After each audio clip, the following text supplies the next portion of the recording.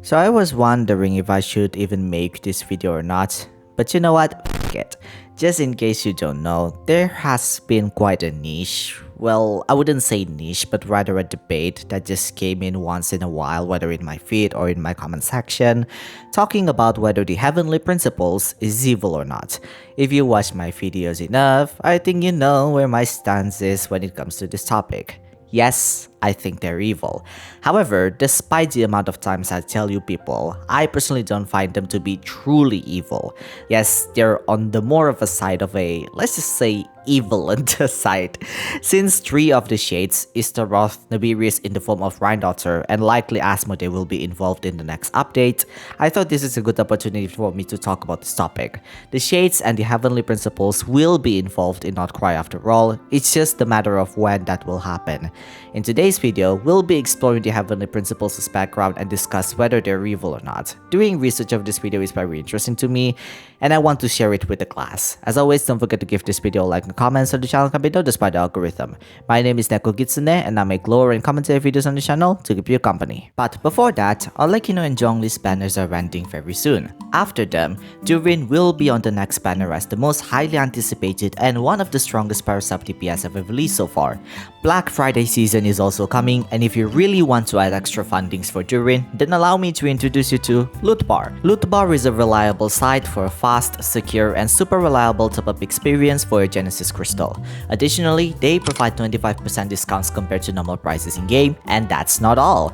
From November 25th to December 2nd, Lootbar is adding more discounts for Black Friday sales with no minimum spending, double points for your first purchase for more discounts, usable on any purchase, and this offer is available for all users whether you're new or returning users. Once you start your top-up, they will only ask for your UID, nothing else, so your privacy is guaranteed and your items will arrive to your account in less than 2 minutes. Not only that, you can also top up Kernel Nexus in Lootbar the same way as you do it with Genesis Crystals. If you're playing on consoles like PlayStation 5 or Xbox, they're available for both of them as well. Over 20,000 Trustpilot reviews are showing their satisfaction after using Lootbar, and if you have any problem with your transaction, their customer service is always available if you need assistance. Other than Genshin Impact, Lootbar is also available for other games as well, such as Honkai Star Rail, Wuthering Waves, Zenless Zone Zero, etc. Click the link in the description below and register to get an additional 10% coupon that can be combined with all of the discounts, and of course, all users will receive more coupons for the Black Friday sales. But remember, discounts are great, but don't forget to spend responsibly. Now let's continue with the content. Despite what I said in my intro, I won't go into detail about the shades and the heavenly principles because I already made a video about them in great detail. In fact, I made 3 already, so if you want their background in great detail, I recommend you to watch this video, and this video. Yes, there's a lot of them. I'm still going to mention them, but don't expect that I'll tell them in an accurate timeline. Now, the argument of the heavenly principles and his shades being evil or not is very scattered. From what I read, players made a really good point whether they are on the pro side or the contra side. But let's start with the good side first, and to make this video long like I usually do, I'll put some evidence from the game as well to back up each side. I think this is the most common answer that you'll find when people say the heavenly principles is a nice entity. He created humanity and he created life in Teyvat, and the angels were sent by the heavenly principles to guide humanity. This is mentioned many times in the lore as well, especially in the Before Sun and Moon where the heavenly principles and Nabirius created life in Teyvat from the land, sky, and everything else so humans can live in it. We'll talk about the angels in a bit. Right now, it's important to note that humans live in Teyvat and they're the majority of the race that lived in it. Even with dragons around, Natlan Saurians lived in harmony with humans, and Nuvalet, a dragon sovereign, ruled over Fontaine and loved humanity. The Valid, while not a sovereign, lived in harmony with humans and protected the people of Mondstadt after the events in the Archon Quest. And then there's Zhongli, who often theorized to be the true Geo-Dragon sovereign because of his servants-like dragon body in Liyue Archon Quest. But of course, that theory is still questionable because so far in CN localization, Ashtaha is said to be the Geo-Dragon sovereign, but that's not the point right now. What you need to know right now is that humans and dragons live in peace, at least for the most part. Sumeru is one such place where dragons, specifically Apep, hated humanity, and the fate of the Electro Dragon sovereign in Inazuma is still unknown. Some say that Yaemiko might be related to the Electro Dragon Sovereign, and I made a video about that long time ago, so you can watch that if you're interested, or we can talk about it in another day. The angels were created by the heavenly principles in order to guide humanity. The sole purpose of this is simple: to keep the order intact. The most we heard of it being the case is in Hyperborea, and there's also the Forgotten 4-star artifact set, which has no name set, but for the sake of this video, we'll call it the Prayers of the Seasons. These tiaras describe what it's like to live in the era of angels, where humans lived in prosperity. Now there's more story to these tiaras, as they hint that Teyvat is in a time loop, and contradictory to the popular theory that these tiaras talks about Dragonspine, it seems they are talking about Hyperborea. We'll deep dive into Hyperborea later. Now move on to the second point. While this point is more so a very straightforward answer and probably shouldn't be put into this video anyway because everyone in Teyvat are fighting the Abyss, I still want to put it here anyway because this is one of the biggest reasons why the Heavenly Principles can be considered as a good entity. You see, humans are not compatible with Teyvat, and Kukulkan said so himself. In fact, he refers to it as humans are thrown by the Heavenly Principles to this world.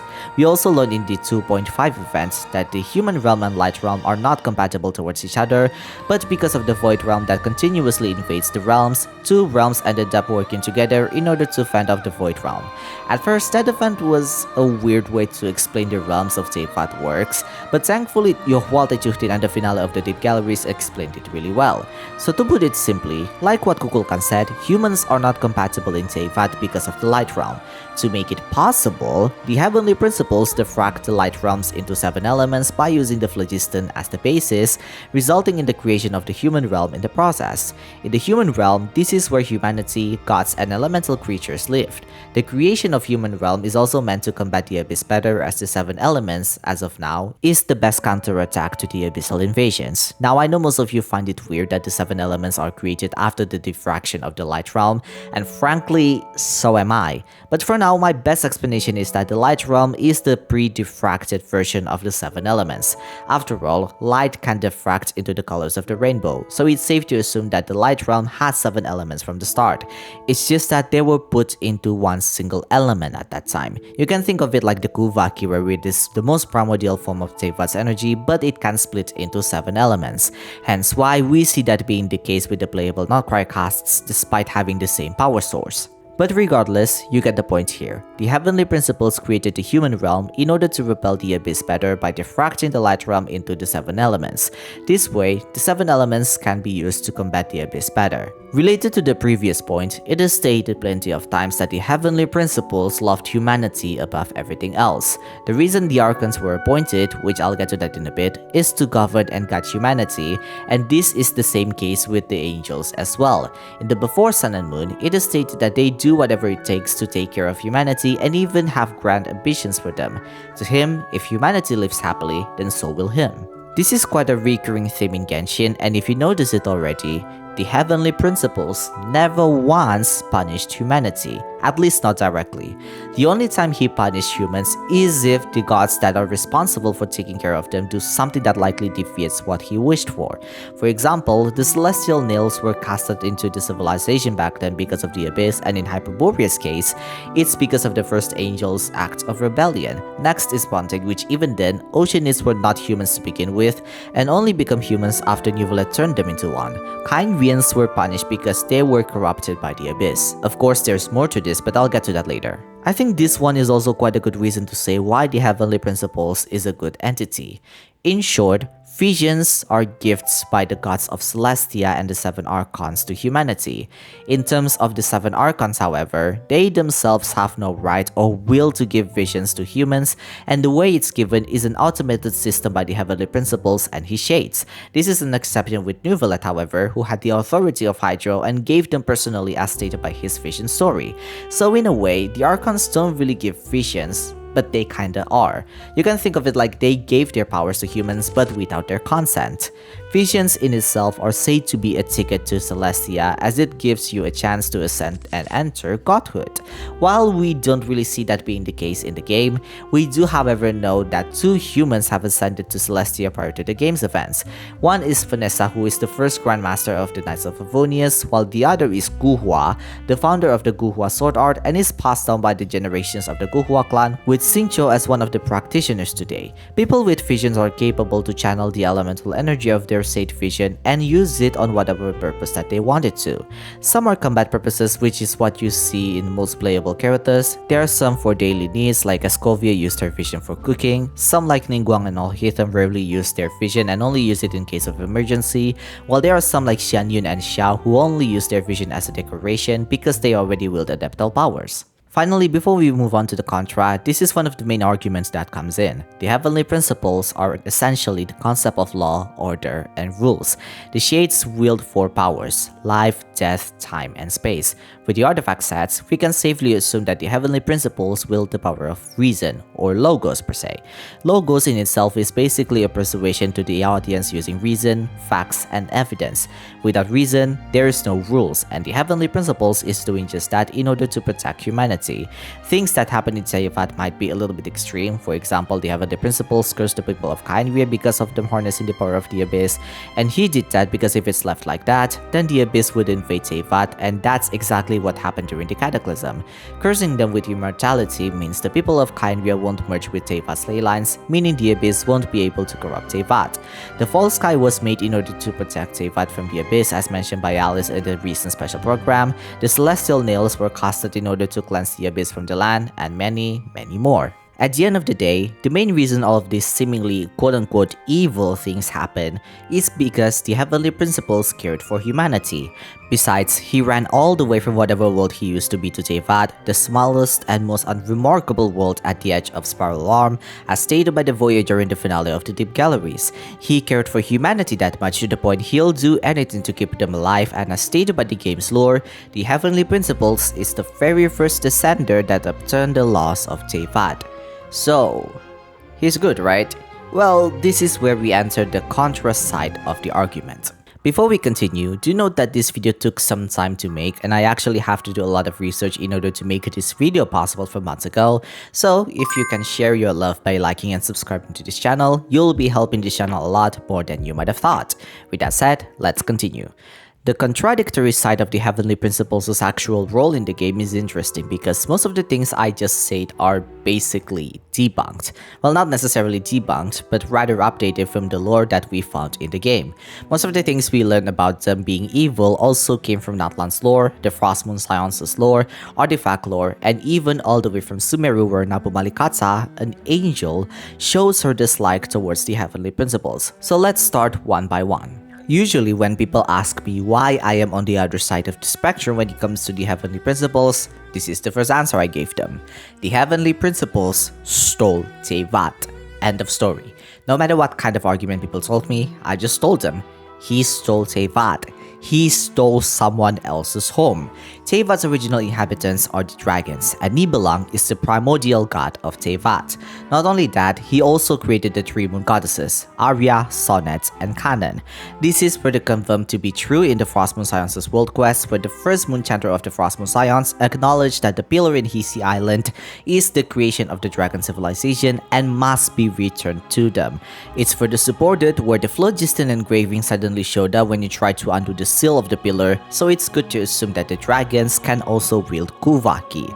Neuvillette is a good example of this, where his animation showed the same Triquetra symbol that appears on the playable not-quite characters. But in any case, yes, the heavenly principles stole Teyvat. Not only that, he also holds the authority of the 3 moon goddesses, which is implied in the finale of the Deep Galleries and in the Fascination Weapon that these goddesses are forced to follow him. The dragons are understandably angry and hate the fact that their world is being usurped by essentially an alien. For the record, the war between the dragons and the heavenly principles lasted for 40 years, and it was said that Nibelang was absent for unknown reasons, likely to save his homeworld because he made a vow with the Voyager that he'll journey across the stars with his people. It was not until Nibelang came back that the War of Vengeance happened, with the power of the Abyss in the form of forbidden knowledge spread all across Teyvat. Now I think this is also where the argument starts to kick in, that Nibelang is the evil one because he brought the forbidden knowledge to the world, but at the end of the day, the core of the problem remains the same. The heavenly principles stole Teyvat, and whether Nibelang corrupted Teyvat when the heavenly principles came or not, It doesn't matter because that will be bound to happen anyway. The Abyss has always been there to corrupt and destroy everything, and we learn in Skirk's story quest that the Abyss is not only in Teyvat, but everywhere. So even if Nibilan brought it to Teyvat, it would be bound to corrupt the planet anyway, and that is his fault.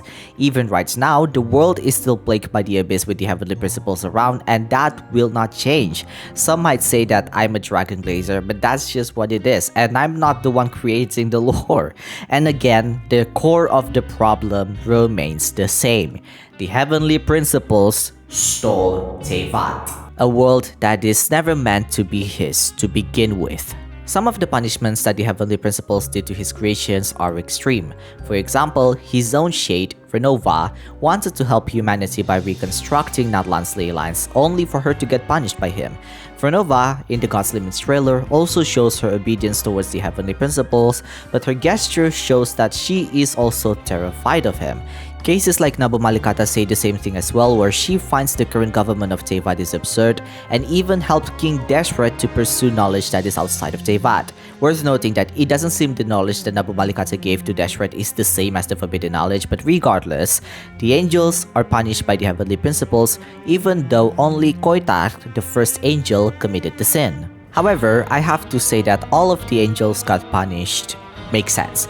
Back then, the civilization were united. Hyperborea, Old Natlan, Solvindaknir, Civilization Under the Chasm, and Kanomia, presumably Tsurumi Island, and likely Sumeru Desert prior to Deshret's ruling, were ruled under the heavenly principles with the angels guiding humanity. Since it's all said to be a united civilization, then the angels likely knew what the first angel was doing and just followed her orders. Some angels in the Ethelite Spindle Loot even admitted that the first angel was crazy enough to do what she did, but it's very likely that the angels are split when it comes to this because someone like Nabu Malikata and the White Horse Adeptus seems to be aligned with the first angel's ambitions. Contrary to the actual lore, Wolfies say that some angels retain their form, and we see that with Yohualte Tutin, Nabu Malikata, and more than not, the White Horse Adeptus. Some lose their form like Sibila and Koitak, and there are unique cases like Nicole who turned into a human by unknown means. In any case, the angels are getting punished makes sense, and this idea goes the same with the Kyrians. Well, to some extent at least. In the newest Archon quest, we learned that the iridescent moon was fused with the Abyss, turning her into the Crimson Moon to prolong her lifespan.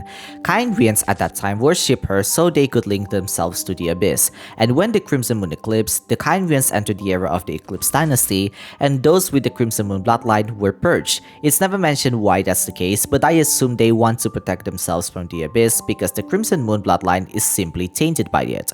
But there's another thing. When the Cataclysm came, most of the Kyrians were innocent. The ones that made it happen are the 5 sinners who stole the power that Ermin accumulated, and Ermin himself is also at fault in accumulating this abyssal energy from the very beginning. I get that the Kyrians are likely corrupted by the Abyss, and with how the Abyss work, it seems even the memories of the Abyss contain Teyvat's ley lines, because this is also the case with Rukadavada, who have to be erased completely within their Ermin soul to eradicate the forbidden knowledge for good, which even then, it's not completely eradicated either. The lore of the Archon War is still a mystery to most people, but one thing that you need to know is that Natlan did not participate in the Archon War despite being a nation of war themselves. Their war at that time was against the dragons and the Abyss, which is already way too many things that they have to saddle on their plate. Besides, Natlan has no gods to begin with, only angels as the closest entity to it. In any case, the Archon War was initiated a very long time ago after the Heavenly Principles created the 7 Gnosis out of the 3rd Descender's remains. According to Skirk, it is an item of misfortune, hence why Nuvolad just gave it away to Arlecchino in the Archon quest. It seems this is something that all of the Archons know because when the Fatui came, they just gave it away without a lot of push and pull. Fenji didn't even try, Zhongli had to create a contract that easily made him give away the Gnosis, A doesn't even need it and leave it under Yaimiko's care, which by the way, Yaimiko exchanged the Gnosis for the Traveler's Life. Nahida gave not 1, but 2 Gnosis away in exchange of knowledge and deleting the turret segments, and only Mavuika has hers in her possession, which even then, it's very likely that she doesn't know what the Gnosis truly is because the Pyro Archons are humans. Besides, it's very likely that the people of Natlan doesn't know the concept of gods to begin with because there's no gods in Natlan. Until now, only she valued the Gnosis more than the other Archons, and because we will return to Natlan soon for Rijuvari, I believe this is where we'll learn the true nature of the Gnosis. But anyways, the Archon War was initiated a very long time ago, presumably around 3000 to 4000 years before the game's events. So far, the war between the gods at that time was implied to be gruesome, especially in Liyue where Zhongli had the highest killing points in slaying the gods. The lore of the Archon War was explained more in Liyue anyway, specifically in Chenyu Vale where Fujin told the traveler in detail on what it's all about, and also Soraya who resides in Wangshu Inn. The reason for this war to happen is still unknown, but the main speculation so far is for the gods to compete and fight over the throne in Celestia. That's it. Whether the gods of Celestia back then stepped down or it was never seated to begin with, either way, the war happened for this case alone, which not only I find it strange, but also this created more conflicts to the world because the gap year between the War of Vengeance and the Archon War was said to be a peaceful time. Not only that, the war lasted for at least 1000 years, and it only ended 2000 years prior to the game's events. Even though it's not explicitly mentioned that the Heavenly Principle started the war, he is currently the supreme ruler of Teyvat and also controls Celestia. So yes, the Heavenly Principles did start this war. Finally, the Cataclysm. If you remember, the Heavenly Principles played a huge role in this event, and what they did afterwards made a lot of entities, including the Shades, embittered towards them. Let's start simple. The Khaenri'ans hated the gods after that because they were cursed by the curse of immortality, and to that, we already know. Secondly, the Shades are in shambles. Renova became more paranoid that Asmodee went missing. Nibirius allowed herself to be devoured by Rhinoter, who by the way is a sinner and the main reason why the Cataclysm happened to begin with. Istaroth is showing off suspicious behavior, and Asmodee likely betrayed the Heavenly Principles. Finally, the 7 Archons. All of them showed some disdain and disappointment towards the Heavenly Principles. The impact on the Archons are also shown in the game where Fenty and Zhongli don't talk about what happened during the Cataclysm, while the other original 7 died in the process with the exception of Mavuika, who was never the original 7 from the very beginning. It's even more evident with Fenty and Istaroth, where Fenty doesn't like talking about the Heavenly Principles or Celestia, while Istaroth shows no interest in the meeting of the Shades in the God's Limits trailer. Zhongli even made a contract, presumably with either the Shades or the Heavenly Principles, to not talk about the Cataclysm. The Tsaritsa was the most affected in this event. So far by the time this video was made, the lore implies that the Tsaritsa was in Khaenri'ah during the Cataclysm and she witnessed what happened at the time. She ascended to Archonhood after Belitzar's death, presumably killed in Khaenri'ah, and she also cut her ties with Fenty specifically, likely because of his connection with Istaroth. It's worth noting however that even though the Tsaritsa hates the Heavenly Principles, she is implied to not use the power of the Abyss to fight them. Instead, she modified visions into delusions, likely as a way to mock the Heavenly Principles of their absurd government. It is also because of the Cataclysm specifically that made the Tsaritsa want to fight the Heavenly Principles in the first place. Actually, after the last point, we are supposed to enter the conclusion, but while editing this video, I suddenly found a breakthrough on what visions might be. This is a heavy theory by the way, so take it with a grain of salt. I think we all can agree that a lot of us forgot that delusions exist. They are still in some parts of the Fatui soldiers like the Fatui operatives in Fontaine and the Fatui Oprichnikis, but to say they are mentioned explicitly, it's been a while since that even came out. Alekino has a delusion in her boss form, but there's no delusion story, unlike Child who has it. Since visions are said to be a spying item by Nahida and likely gifted by the Heavenly Principles using the Archon's powers without their consent, these delusions are likely modified or perhaps made in order to mock the Heavenly Principles in their concept of fate. As you all might know, visions are connected to Stella Fortunatus, or basically the constellations. Yes, these things, they're not just whale show-offs. These things have lore. According to René, owning a vision means you sold your fate to Teyvat, and it's further confirmed by Skirk that Stella Fortunatus don't just die out, but evolves into greater form and new constellation after the wielder passes away. This goes even further with Nuvalet, who says that the gods, likely Celestia, gain something more abundant once once the wielder's ambition is fulfilled.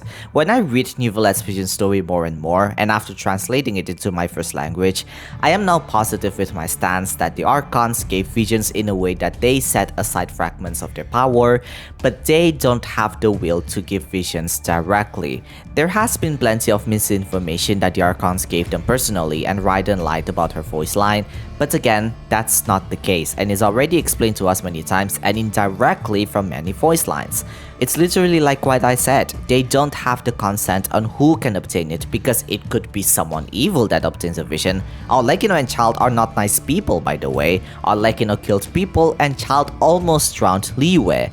When Neuvillette's vision story says that the gift the gods would receive in return would be more abundant still, this is likely referring to the heavenly principles and his 4 shades that obtain that power, because if you read the whole thing, the 7 gnosis are created in order for the heavenly principles to continue maintaining Teyvat's laws and order. It's very unlikely that the Archons gain something in return because Nahida remains weak for 500 years despite Dendro visions continuing to be distributed in Teyvat. From my perspective and from what we know, this is probably the heavenly principles' attempt in restoring his power completely. It is implied that the heavenly principles lost his power after the War of Vengeance, and he even made a deal with the 3rd descender, Sakrelainen, to create the 7 gnosis using his remains.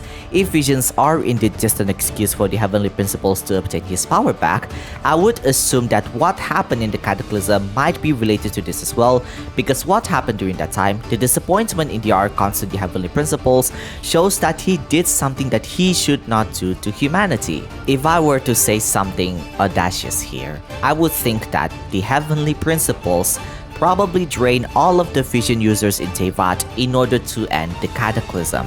Malvika was not affected because she's already an Archon at the time, and this could be the main reason for the Archon's disappointment. Some Archon's powers might also be drained by the heavenly principles, leaving Zhongli, Venti, and Malvika as the only ones that survived.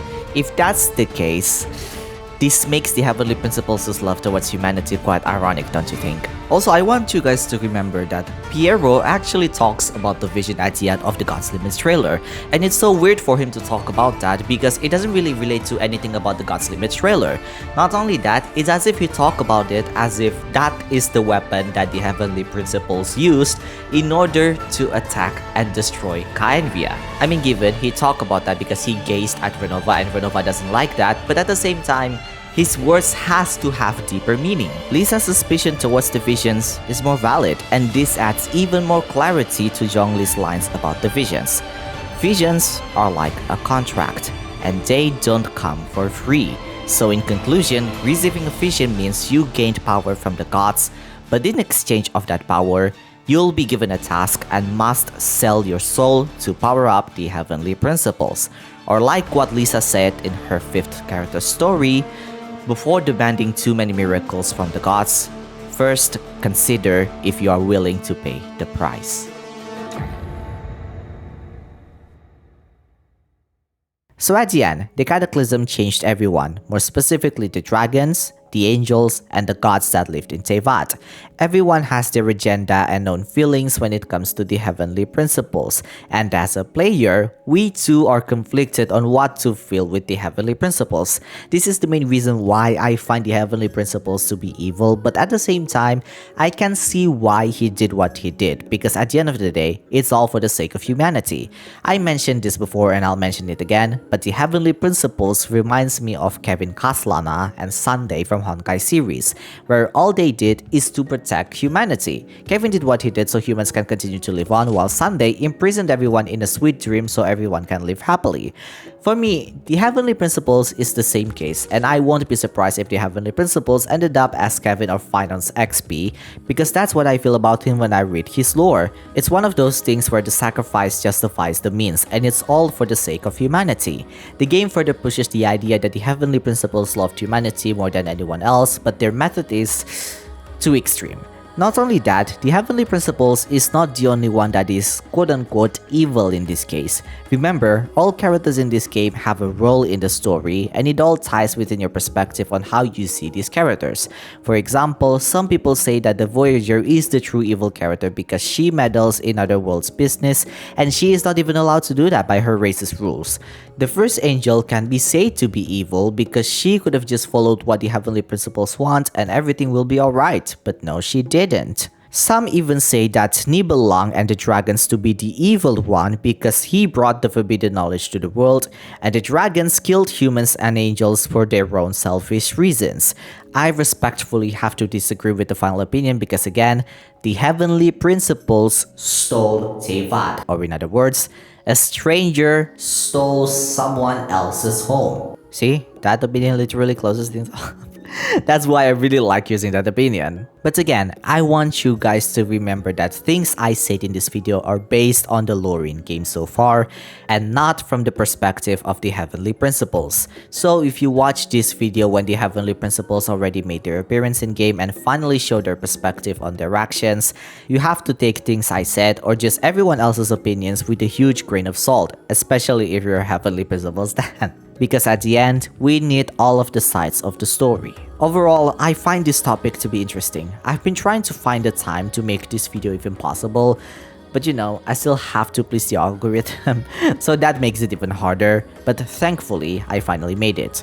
I'm really interested in this topic, and doing research on this video is really fun because I get to read all of the opinions I found on the internet.